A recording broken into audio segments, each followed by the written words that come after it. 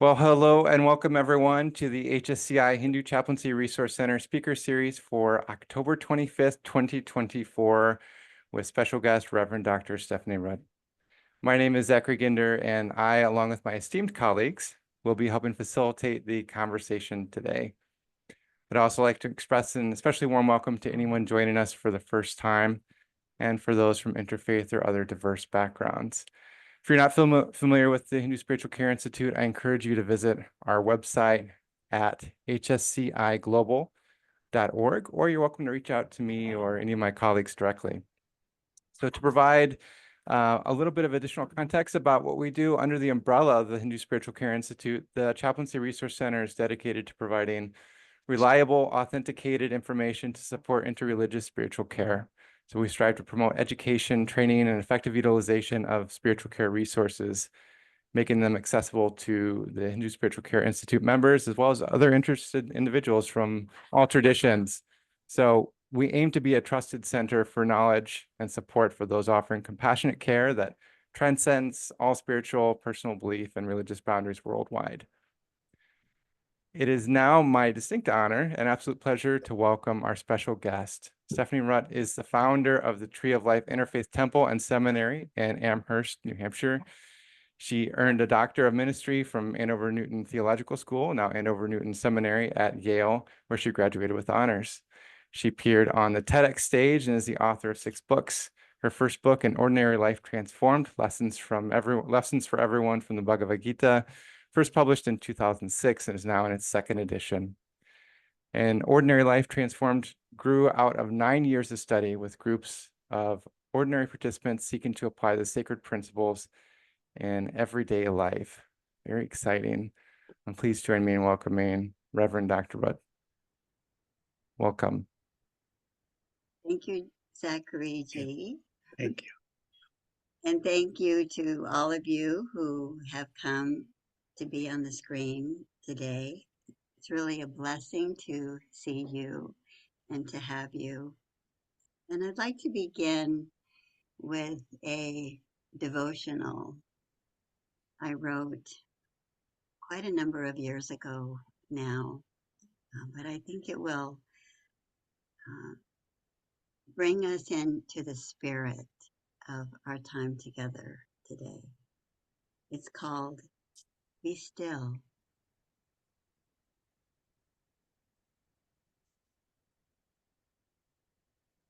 Be still. You will hear me echoing on the winds of all faith traditions.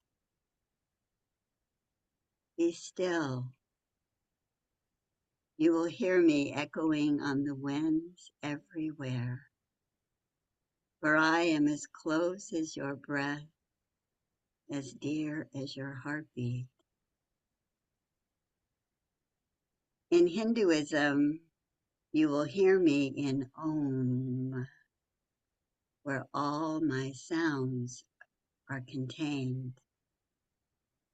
In Judaism, you will hear me in the Shema Yisrael Adonai Eloheinu, Adonai Echad. And you will know the Lord our God is one. In Buddhism, you will hear me in the Om Mani Padme Hum, for I am the jewel in the heart of the lotus. In Sikhism, you will hear me in the Ek Onkar Satnam Sri Waheguru, and know that I am the one truth in infinity. In Islam, you will hear me in the La ilaha illallah. You will know that there is nothing but God. In Christianity, you will hear me in the Avun, the Bashmaya. And you will know I am the formless one, giving form to all creations. And in the earth traditions, you will hear me moving the waters, speaking in the trunks of trees, and cooing the morning doves.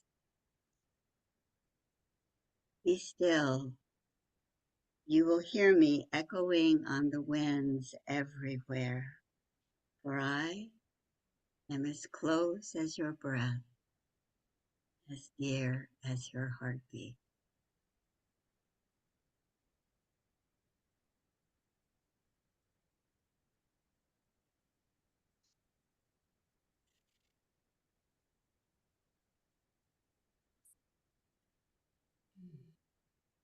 Sometimes I just have to pause and take a deep breath and hold that sense of oneness and remembrance. So, to provide some context for our time together, I'd like to offer you a brief overview of my interfaith spiritual journey and also give you a glimpse into some of those whispers that I've heard along the way. And then I'd like to pause and invite you into the conversation. If you have any comments or questions, or um, it's always a wonderful thing to discover what the unseen hand has in store for us. Is it not? It's really no fun to have it all planned out. Mhm. It's much more fun. It's much more fun to see what the unseen hand has in store.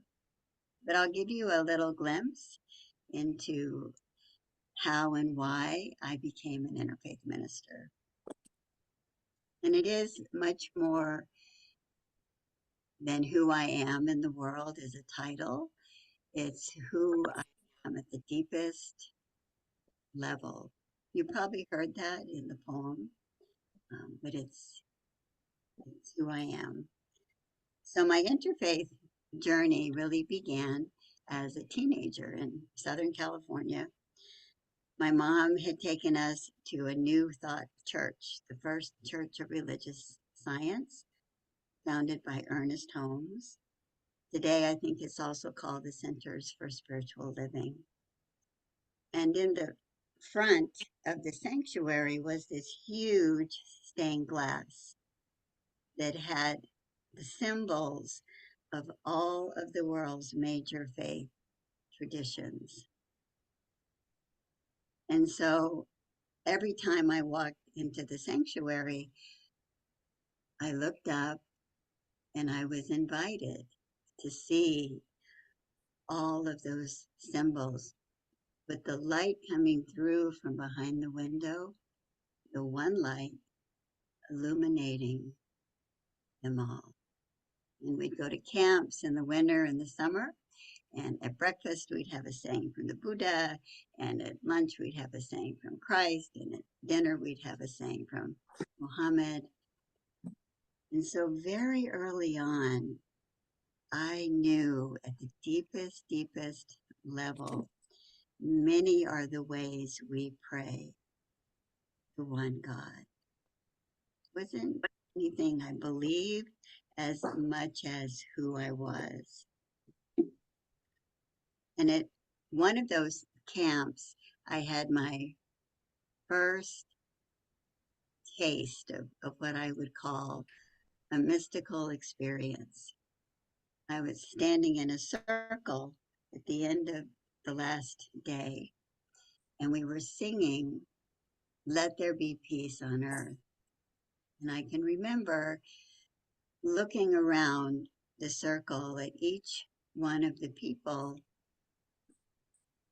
and I knew beyond any doubt whether I liked them or not, or knew them or not, or it didn't matter. I knew that I was one with every single person in that circle. And I remember I started to cry, and they weren't tears of joy or sadness, but of something beyond both, to which I could only point. That was it. And I went home, and all of a sudden I could see God bagging my groceries. I could see God and the homeless man on the corner. I could see God and the mourning dove cooing at my window. Everywhere and always there was God. A parallel journey was in Christianity, the Methodist Church, because we'd go home in the summer. We lived in Southern California, but in the summer we would journey home to the deep South, and we would go to the little Methodist church in the country. You know, the ones with the rickety pews and the piano keys that stick when you try to play a song, um, and so I had this wide, eclectic view of God early on, and I also had a deeply personal view of God early on, and I had both.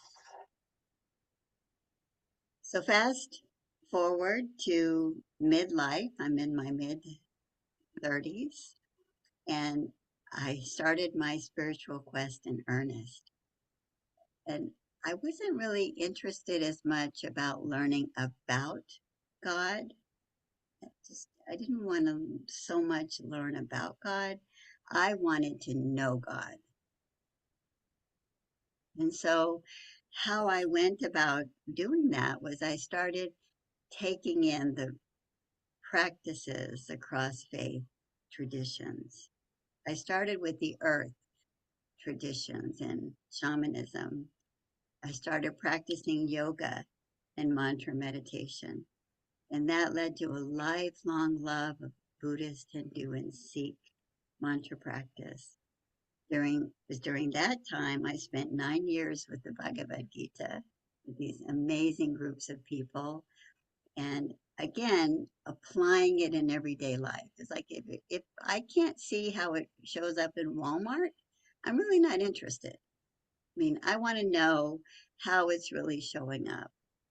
Not in the book, not in your theological analysis, but I want to know how it's showing up in everyday walks of life.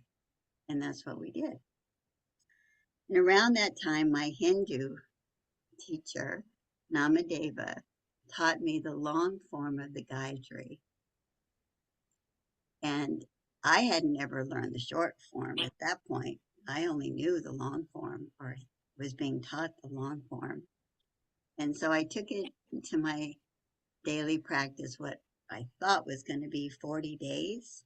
9.5 months later, the Gayatri started slowly letting go of me. Slowly, slowly, but it did. And I've come back around to the Gayatri many, many times since. But that first time was 9.5 months. And we talked about the whisper. I'm going to give you different examples of how it shows up because this was one of the first times. Around that time, I walked into my yoga studio and I had a poster of the Om symbol on the wall. All I can say to you is I walked in, I looked at that Om symbol, and I knew it for the first time. I'd written about it, I taught it, I'd give lectures on it. It was startling. It was like all of a sudden it was in every cell of my body. Somewhere along the line, I'd received a whisper. I spent 5 years with the Sufi Sangha in Cambridge, Massachusetts. And the Sufi wazifa practices are some of the most powerful I have known. And one day we were learning the dances of universal peace, and we were doing a dance called I Am Blessed, and it had La ilaha illa Allah, and we were moving and we were turning, and La ilaha illa Allah, La ilaha illa Allah. And somewhere, somehow, at some point in time, I knew how it felt to be still and dance.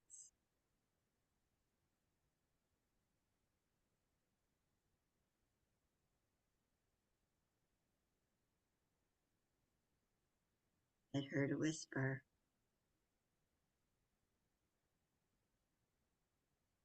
Whew. And then I took in the Lord's Prayer in Aramaic for, I don't know, many years. I wrote my little book. I called it my little book with the big message, my Lord's Prayer in Aramaic book. But the Avund Bashmaya just embraces every cell, every time. And then the 23rd Psalm in Hebrew, which offered me an experience I really didn't see coming. I was in love with my Psalm 23, and I was working with a Hebrew teacher.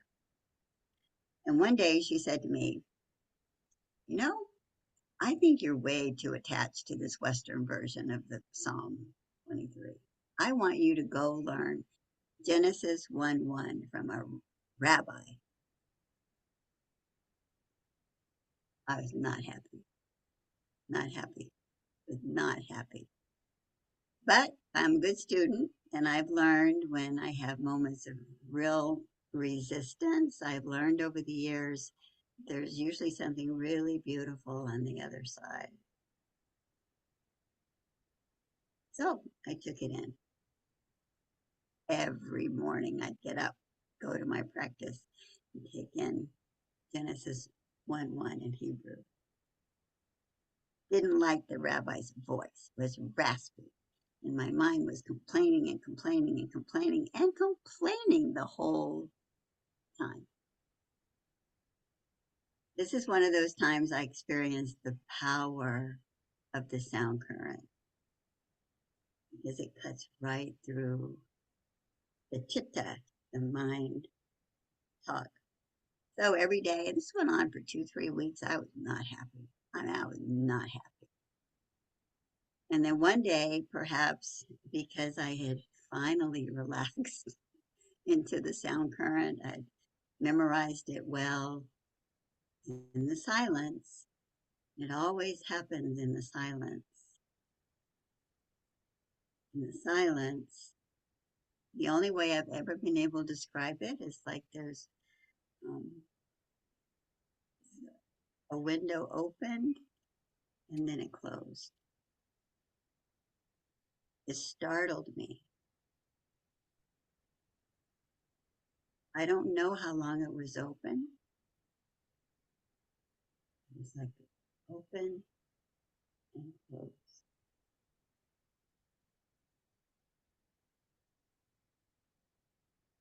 What I do know is that it made me still, quiet,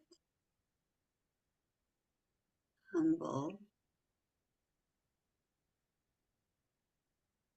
true, and it caused me to fall in love with that raspy voice and, and the sound current in those letters. So when we talk about the whisper, there are different levels of consciousness of the whisper, at least has been in my experience over the years.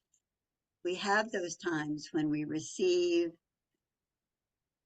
very clearly a message, and I'll talk about some of those when I get there. It's very clear. We don't see it coming, but it's really clear. And there are other times of what I call complete immersion. You're immersed in that oneness. And those are moments we only recognize in hindsight, because when we're in them, we can't be observing them. It's like Kabir noted that all know that the drop merges into the ocean, but few know that the ocean merges into the drop. So in those moments of complete oneness with the divine, we're not thinking about being the ocean or believing we're the ocean, or we are the ocean. And then we come back and we're a drop. But nothing is the same after that. Nothing.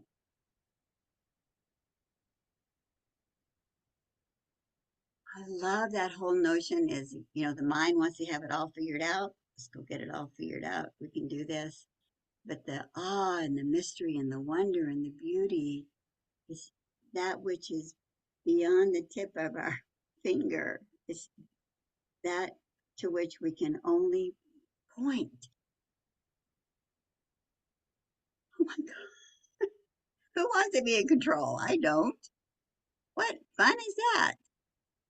You give yourself to your practice, you fall in love with it, and it will do the work. It will take you. It will take you. It will take you. So, so over the years, everywhere and always, there was God. And so by my early 50s, I knew I belonged to God and I knew I wanted to be a minister, but there wasn't any way I could choose a particular faith tradition. I loved my little Methodist church in the country. I loved religious science. I loved all of them because I had found God everywhere. So then in 2002, I discovered something called interfaith ministry. I thought I'd gone to heaven. I couldn't believe I was actually seeing this on the screen. There was such a thing. And at the time, it was the only interfaith seminary in the country, soon to be followed by many more. But at the time, it was the only one. And it's really interesting if you don't know the story of interfaith, but it's a really wonderful story how it started. I want you to picture this, okay? You with me? Are you picturing this? Okay, we're in a little hotel room in New York City, probably not a very expensive one. And a small group of people have gathered in that hotel room. They are Rabbi Joseph Gelberman, Reverend John Mundy, a former Methodist minister, Father, Giles Spoonhauer, a leader in Catholic Church Reform, and Yoga Master Sri Swami Satchidananda. I would give anything in the world to have been a little fly on the wall in that room, because they all gathered together and they said, let's birth a new paradigm of ministry. Let's birth something that welcomes everyone and that acknowledges the one thread that links them all together. That's what happened. So I was ordained in 2005, and then in 2007, I'm sitting in my spiritual practice, and I hear just as clearly through the ethers, it's time to start a course. And I want you to call the course living your dharma or your passion, the heart of spiritual practice. Now, I have to tell you, this is October. Classes have started. No, no, absolutely no, no, no, no, and no. And then I hear really clearly, oh, and by the way, get on the phone and call people. No, it's not my style. I don't do that. No, no, no, and no, no, and no, and no. But by this time, I knew that it really didn't, it wasn't going to matter.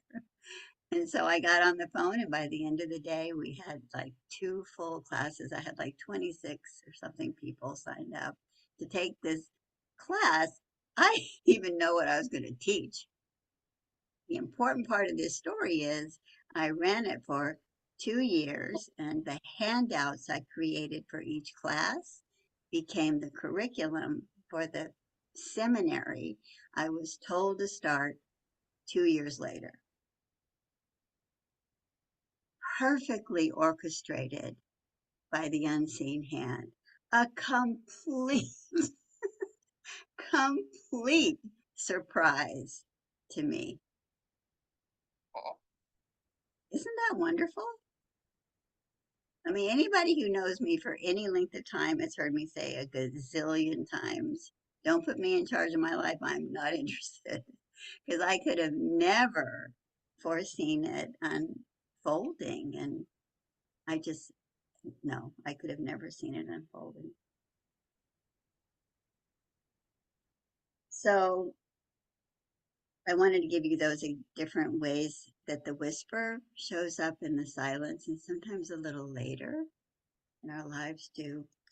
And I also wanted to say about um, how I've been deeply informed in my mentoring practice with uh, interfaith. And that is because in the Bhagavad Gita, 13:17 is my favorite, favorite, favorite sloka. Deep in the hearts of all lies the light of all lights, forever beyond darkness. And so when I sit with someone, I see, feel, hear, know that light. I hear their story and I hear what's between them and the full embrace of that inner light. But I see the light through the story. Sometimes I have to hold that part for them until they can hold it for themselves. And that's a real blessing. It's a real blessing to hold another person in that beautiful way. Um, so there's a lot more I could say and talk about, but I'm going to stop. We're about halfway through our time, so I want to stop and open it up and see if you have any comments or questions, or something I said sparked something in you and you'd like to share something. I'd love to hear from you. Nancy. Hi. Zachary, will you be kind of holding this part, or do I, or how do we do that? It's entirely up to you. I'm happy if you want to just call on people, or if people want to popcorn up as it happens naturally. That's perfectly okay. All right, thank Thank you. you. Go ahead, Nancy. I think the thing that drew me to the same seminary, Interfaith Seminary that Stephanie went to, was when I heard that you write your own vows. Oh, I mean, that was just the most wonderful thing. I just feel like our spiritual journeys are so unique to each of us. And I love that image of a lantern that, you know, we're all looking at the light, but we're looking through different sides of the lantern. But what really draws us is the light that we are all gazing at. But the idea of being able to write my own vows just meant everything to me, and also meant it was a commitment. You know, anything that I'm writing, I'm going like I am willing to make a commitment to this. So that was wonderful. Um, Also, Stephanie, I love what you said about all the spirituality and stuff, but if it doesn't work while you're walking through the Walmart or the grocery store, then what use is it? And I couldn't agree with that more.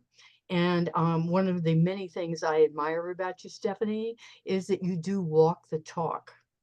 Oh, So, yay for you. And let me see, was there one other thing?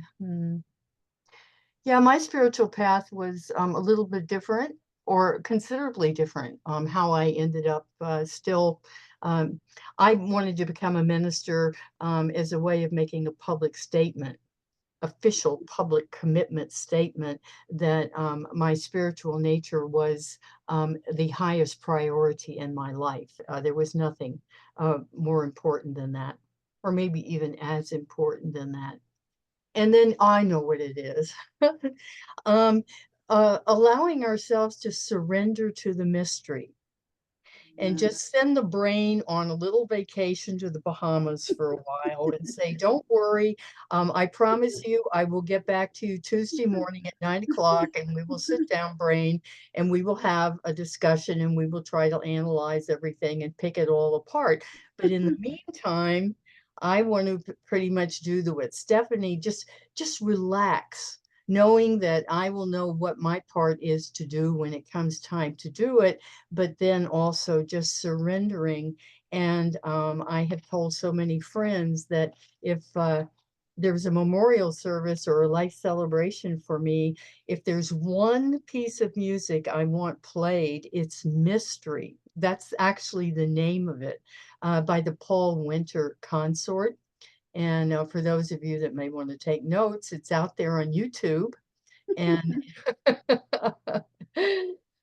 it's on the Gaia, Gaia album of the Paul Winter Consort, and it's just so beautiful. Um, that the mystery is all around us, and I think of it as giving me something that I know it in my heart. Just like Stephanie, you said, like you looked at the Om image and in a new, deeper, fuller, visceral, in every cell of your body kind of way, you got it. You just got it. Well, that's the way I feel about things that I feel. I use the expression of I know in my heart, and that's the place that I trust the most, to surrender to the mystery. So thank you for this opportunity to just add in a little supplemental information to what dear Stephanie has said. She's truly a wise woman. I love all of your information. And for those of you that maybe came on a little late, Nancy was my mentor. How lucky was I when I was in seminary all those years ago. Well, you know, now Great friends. I have to tell you, I know you get embarrassed about that, right? But well, no, you are. well, I don't know. To me, mentor has some uh, uh, connotative aspects to it. I just figure we journeyed together. We did. We journeyed together. We had many wonderful deep expressions, and I was down in Texas, which unfortunately I still am. And she and Doug invited me to come up to New Hampshire. So I actually got to meet her in person, and that was wonderful. But I think mostly we have companioned other. And if anybody's a mentor to anybody, you have been as much a mentor to me as you say I have been to you. Amen. Thank you. Thank you, Nancy. Anyone else have anything percolating? Hello. Hi, Stephanie. Hello. Hi. Welcome. Thank you. Really enjoyed your expression of how you went through that journey. I have two short questions. Mm, One is, in general, we always talk about interfaith. Why not multi-faith? We are not talking about relationship within the different religions or faiths. So that term sometimes, is confusing to me. Why we are talking about interfaith and not multi-faith when we are talking about all the religions. Hmm. And yeah, if you would want to comment on that, and then I'll shoot my second question. Oh, okay. Well, I completely agree with you. I would be at home with either term. Um, but I will share with you kind of, and it's an important story around interfaith or interspiritual or multi-faith or whatever term you would want to use. When I was in my doctoral program, I noticed all the courses I had to take, and one of them was in interfaith theology. And I thought, easy A. I know this one. I started a seminary in Interfaith Santa Church. I know this one, so I'll wait till the end, toward the end to take that. Take all the hard ones first. So I waited until toward the end. I was all excited to take this course on interfaith theology. So I go to the first class, and there's a rabbi, and there's a woman who's a Muslim, and there's a Christian woman. And they all begin their talk, and they're talking about how it's really important that we relate to one another from those deep roots of our own faith. I thought, okay, I've heard that in interfaith councils where, representatives all come together and they relate with one another on the level of our humanity. So I thought, okay, I get that. And then we go to the second day, and they're still talking about, relate. It's really important that you find your roots, and then you can share your roots with others. And I started getting a little more and more uncomfortable. And this was a week-long seminar course. So by the third day, finally, somewhere in the middle of the day, I raised my hand. I said, what happens if you don't have a one faith tradition? What happens if you're grounded in God?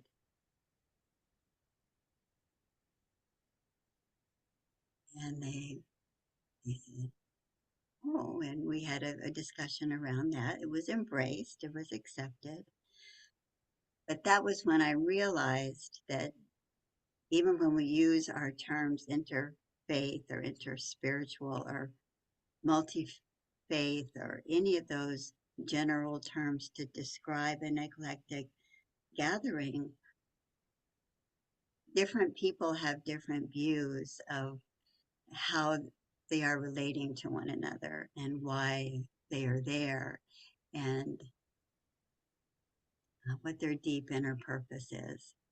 And I realized in that moment, oh, my view of interfaith, multi-faith, interspiritual is that I see God everywhere. I'm grounded in God. I love God most. That's who I am. And in addition, I began to realize that religions, in a sense, have very little to do with God. They can point us, they can give us our original founders, our divinely inspired origins, they can give us our practices, they can give us a like community, but in the end, they're not God. They're just pointing us to God, pointing us. And all of us from any faith tradition that go beyond the tip of the point come back with nothing but awe on our hearts. We don't see Muslim, Hindu, Christian, Jewish anymore. We just see child of God.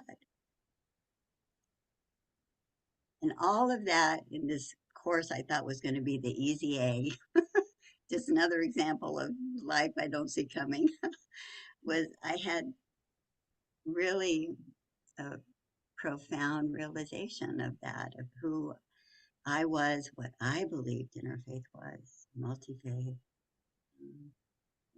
Many are the ways we pray to one God. That's me.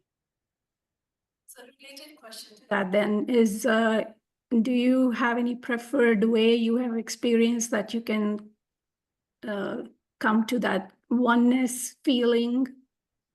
Or is there any specific practice that you favor in that direction? I have to tell you, every time I think I have a favorite one, the next favorite comes along.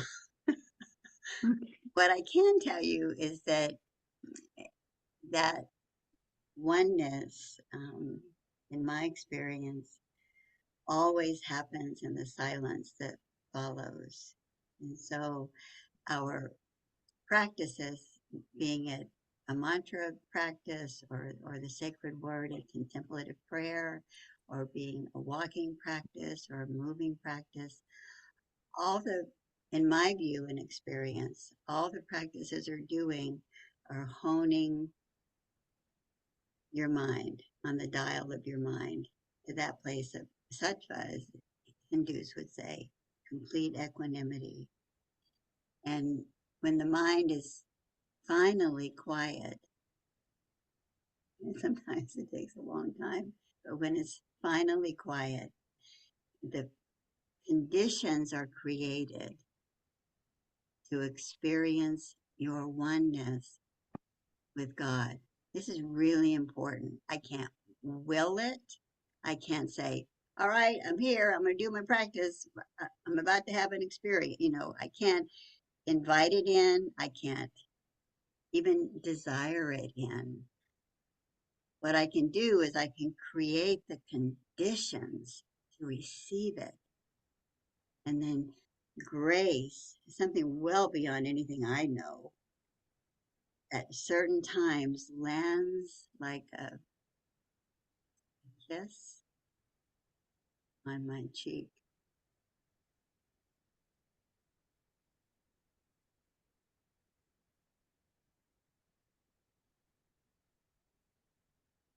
And it's grace. It's a surprise. It's a blessing, because I can't create it.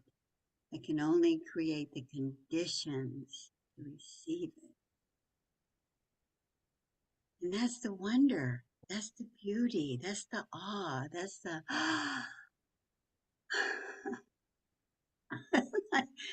it's like it changes everything. It changes everything. It's like you've had that experience beyond which you can only point.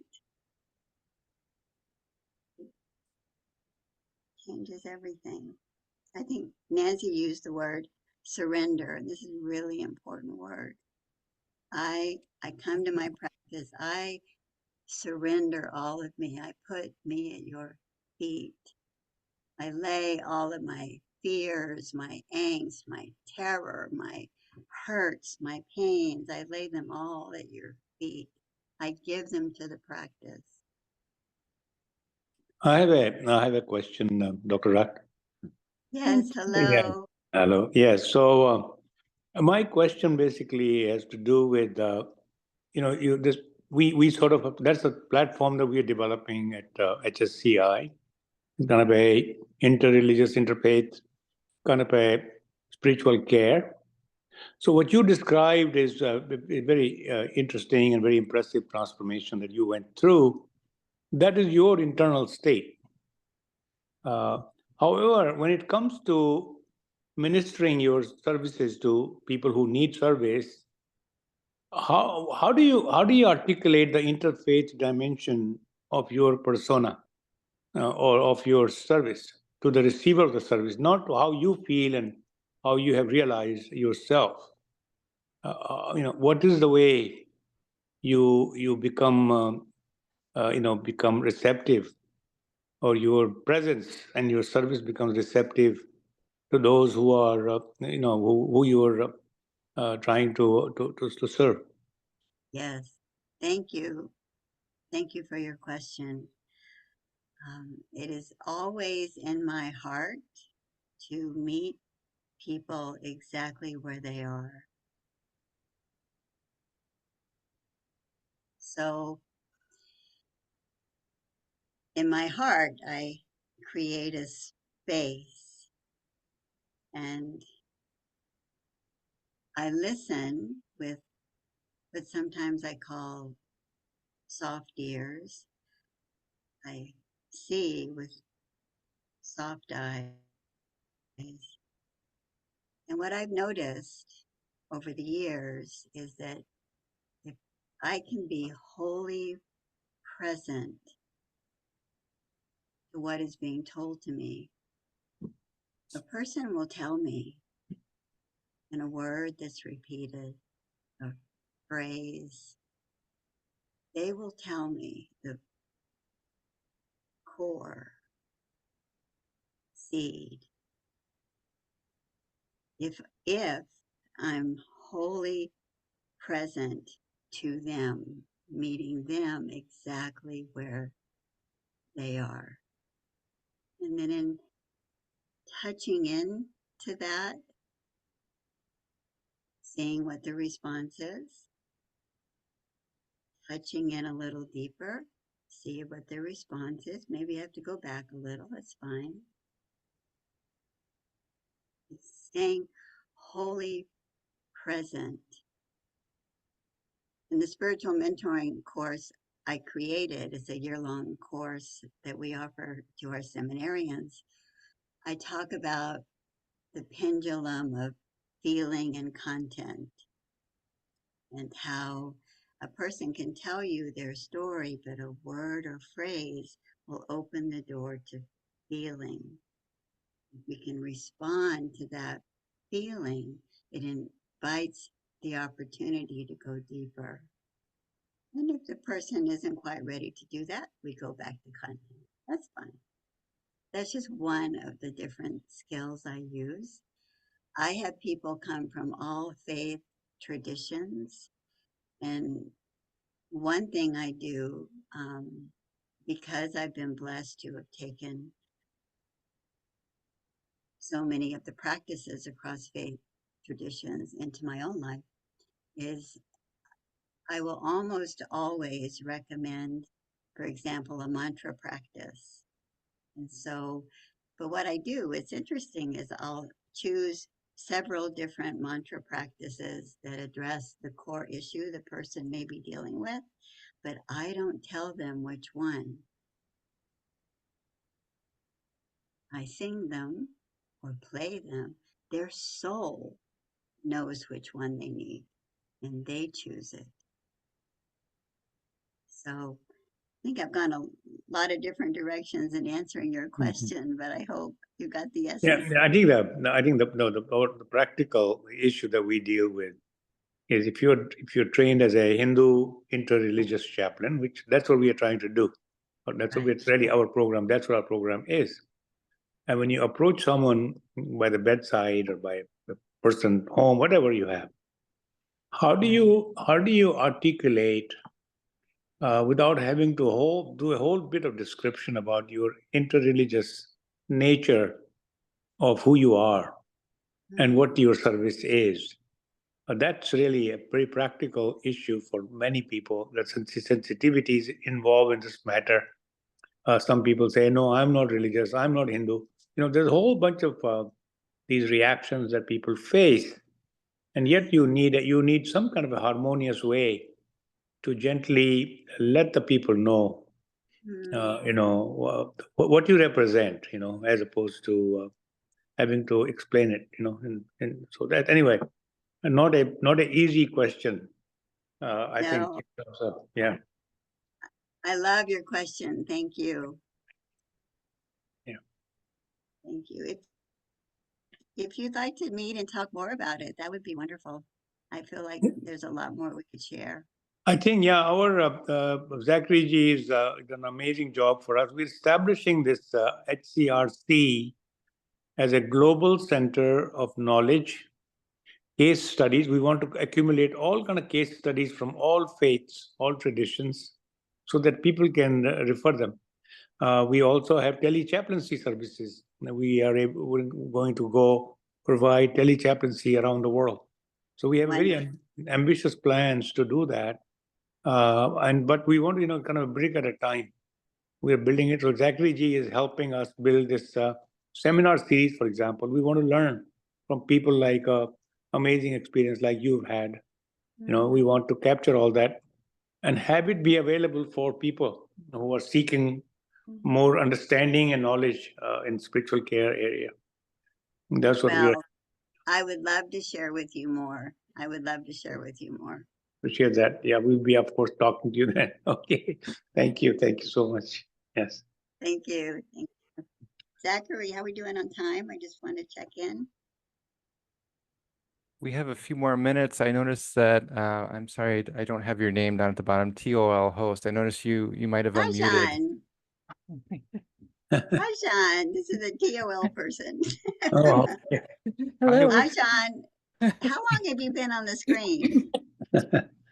Since you got that call to give that first class, so No. about Ajahn was in the, remember I told you the 9 Bhagavad Gita study groups? This is one within all 9 of them.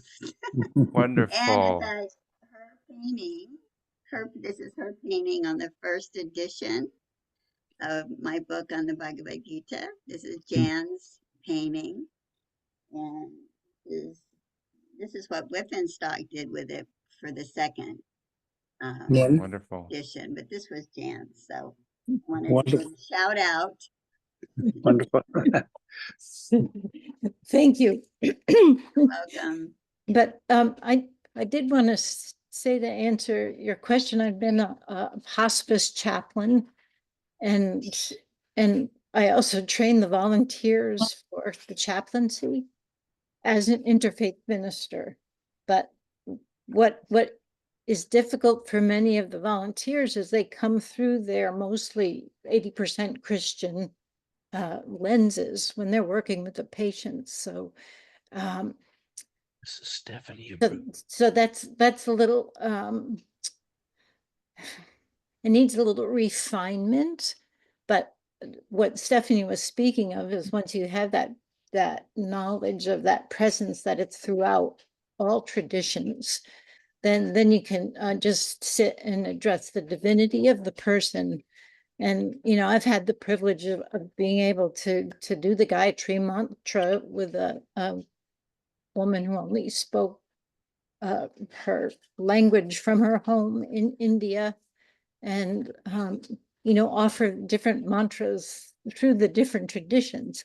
But it takes that study to get there, where they're kind of secondhand in you. But first off, it's the safety of the divine holding that I think opens that space between people. Yes.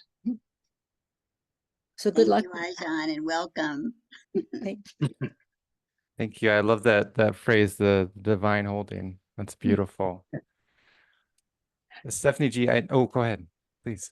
I just was going to say it took all my years, maybe 6 years of my Bhagavad Gita study. I don't think I took all 9 of them to reclaim my own Christianity, which I had kind of blocked for several good reasons. But it reopened my heart to Christ consciousness and Christ and Christianity once again, which is a healthy place for an interfaith minister to be. Wonderful. Thank you so much for sharing. Thank you. Thank you. Thank you. Thank you. Thank you Anyone all. else?